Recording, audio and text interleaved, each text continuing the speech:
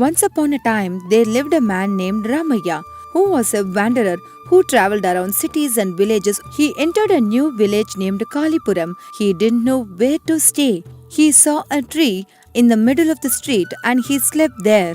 When he was sleeping there, since he was very tired, he slept off.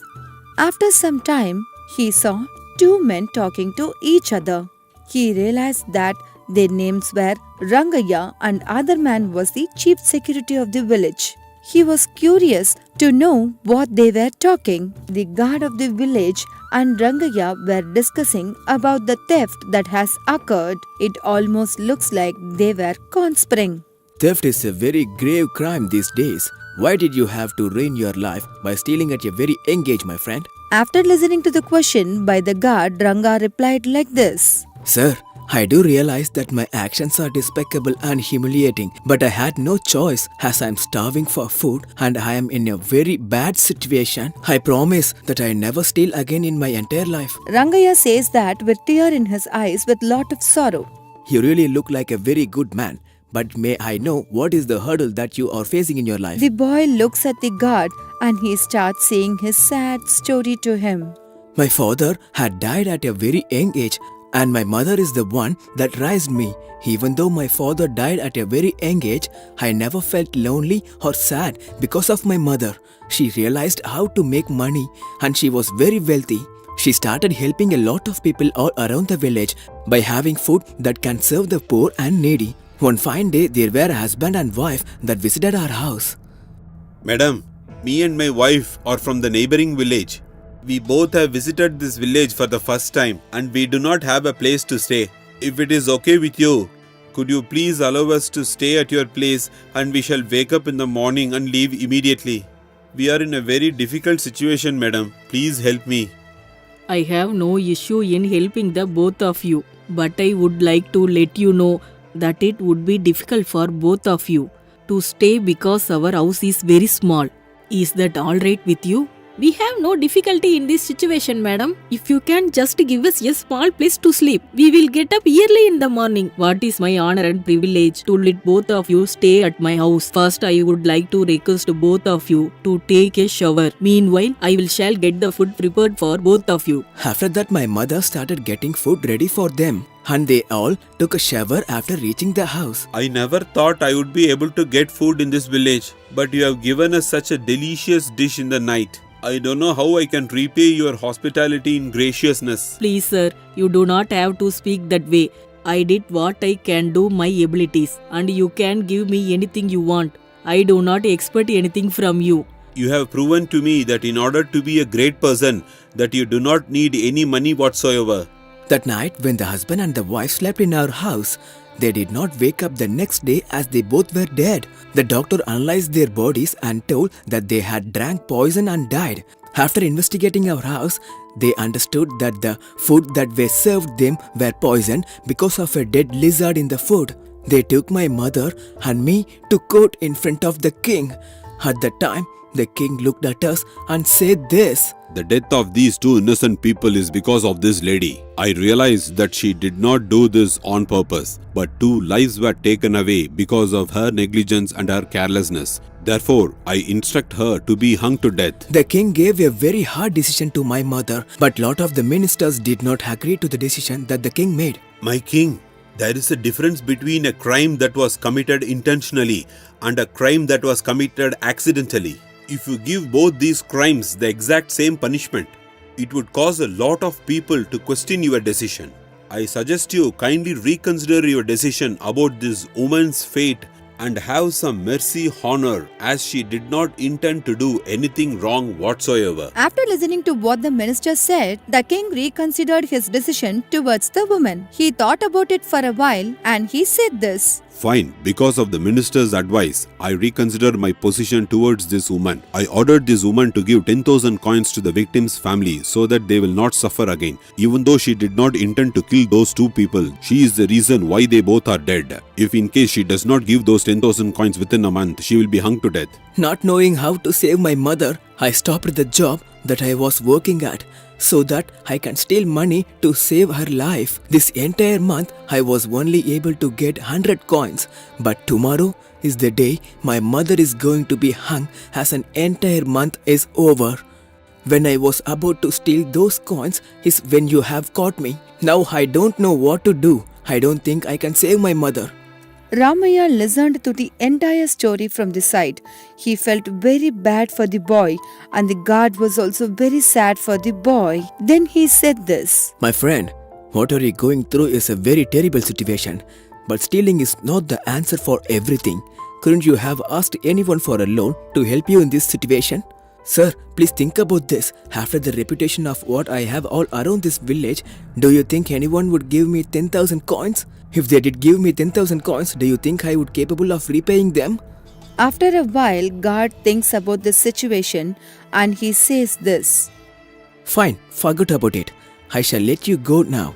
I am also a poor man like you, and I also have a lot of problems.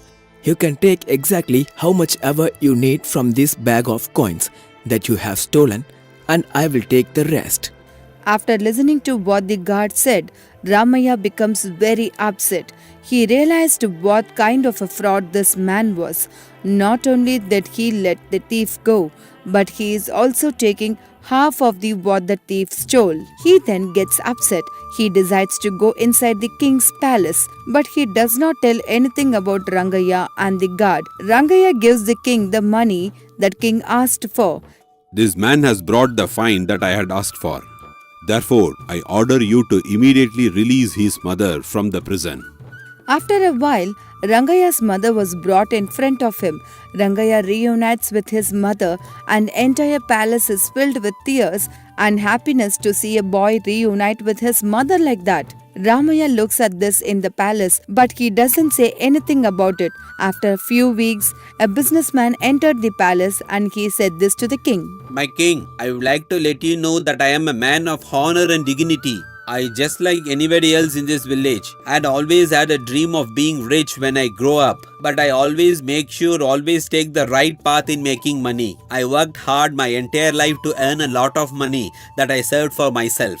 But one day a thief came and stole the money that I had. And now I am helpless and I don't know what to do. First, I would request you to give me the details of your robbery. My king, I had all the money saved up in a bag and I was getting ready to purchase a very expensive item in a neighboring village. I left the money in my house. When I came back to my house, I saw that the lock was broken and all the money that was there was stolen. After listening to what the businessman said, king immediately calls his commander-in-chief and says this. I order you to go to this man's house to investigate and figure out who had stolen his money. Once you found that culprit, I suggest you to order him to give away all the money that he has to this businessman. My king, you do not need to search that hard because I know the man that stole that money from me and I am here to tell you who he is. So you already know who had stolen your money? I want you to tell me his name right now so that I can arrest him and take the money that he has stolen with the help of my gods. That man who stole my money is none other than the boy that you had released yesterday, along with his mother. He stole the money that I had and he gave it to you as a fine. He is the man that has stolen my money. After listening to what businessman said, the king starts thinking about what to do. The entire palace was invested in what the king was about to do and the decision that he was about to make. The king immediately summons Rangaya to visit the palace. This businessman is claiming that you are the one that stole the money from his house. Do you agree to that accusation? Are you the one that stole that money? Yes, my king. I am the one that stole the money from this businessman. I stole that money because I don't know how to earn 10,000 coins in a month, which is why I stole his money so that I could save my mother from being hung to death. I will accept any punishments that you are going to give me. Ranga accepts the crime that he has committed in front of the king. I want Ranga to be imprisoned in jail, and I want to order his mother to bring back the money that she had used for herself. As soon as she gives the money back to our palace, only then we will release her son from the prison. The king makes a decision and orders the court. Everybody in the palace were witnessing this quietly. At that moment, Ramaya pops off from the crowd and walks towards the king and he says this. My king, I beg you to forgive me, but the decision that you have made is absolutely wrong. Everybody in the palace was shocked to hear what Ramaya said to King. King becomes very angry and he says this. First of all, who are you? How dare you question my judgment and authority? Are you such a big person that you have your own ideas? In that case, you tell me what the right judgment should be given to this person.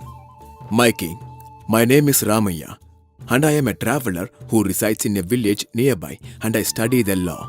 I travel around villages in cities, and I learned about their laws and the way they deal with crime and punishments. I understand the rules and regulations of each and every village and city and states. I have been in your kingdom for the last 2 days, and I am the one that had told the businessman who stole his money. First of all, how do you know that Ranga was the one who had stolen their money? And tell me, what are the forms and defects in our law system that you think that we should change? Tell me right now. My king, first of all, the crime that Ranga's mother committed was not intentional, and you know that. But because the laws of your land were written in a way that you could imprison somebody and get them out just by paying a fine. But at the same time, you also knew that there was a number of ways that Ranga could get 10,000 coins in a month, which is why he had gone and stole the money just to save his mother. Now the man that was robbed had come to you to ask for justice, and you immediately imprisoned Ranga again, and you also ordered his mother to bring back the 10,000 coins. But how will his mother get 10,000 coins again? She will also steal just like her son and bring it back to you. And another man that was stolen from her would come back and ask justice for you. This problem is never-ending problem, and it will never stop.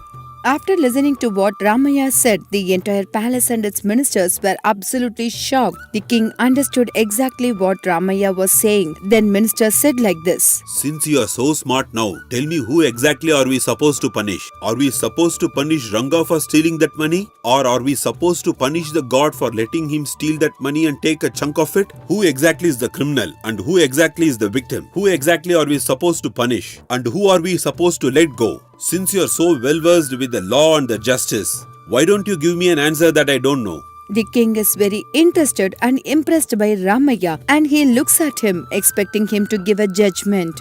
Even the businessman also looks at him for a solution. This crime does not involve any men or woman with evil intent. The mother that accidentally killed those husband and wife did not do it with her intentions.